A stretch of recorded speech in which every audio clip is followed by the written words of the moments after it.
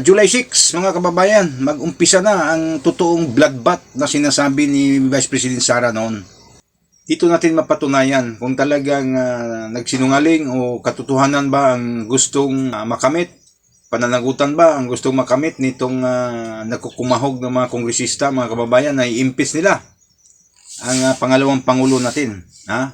Apat na articles of impeachment, mga kababayan, ang tatalakayin dito. Itong graft and corruption, itong 612 million na confidential and intelligence fund. Number 2 is itong unexplained wealth, itong sasalin na hindi may paliwanag umano na yaman itong mag-asawang Duterte Carpio.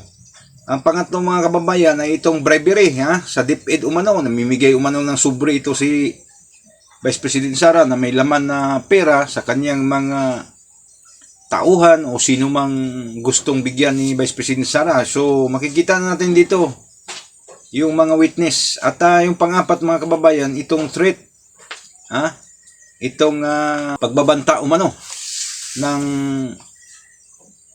pangalawang pangulo sa buhay ni Pangulong Bongbong Marcos, unang ginang Lisa Marcos, at saka itong dating speaker natin, itong pinsan ni Bongbong na si Martin Romualdez, mga kababayan.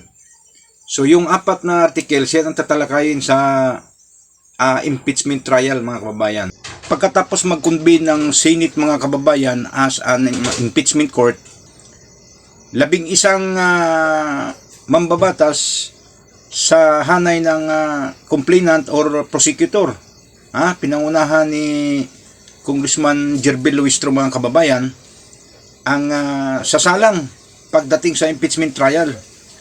At ang panig naman sa kay Vice President Sara, ang Defense Counsel o respondent, 16 ang kanyang mga magiging tagapagtanggol, mga kababayan. So dito na natin malalaman, pagpresenta na sa mga ebidensya, pag cross-examine na sa mga witnesses, ito ang pinakamagandang abangan natin, mga kababayan. Parang excited na ako makita itong si Trillanes at saka si Madriaga na i-cross-examine ng Defense Counsel Kasi, mga kababayan, yung mga lahat na nating naririnig, lahat nating nakikita doon sa clarificatory hearing nila ay lahat nasa panig lang ng complainant, mga kababayan. So hindi nila alam na ang lahat ay pinaghandaan na ng kampo ng depensa, mga kababayan. So baka mabigla sila na mayroon din ipipresenta na ebidensya itong depensa, mga kababayan, contradict doon sa kanilang mga salaysay sa mga witnesses.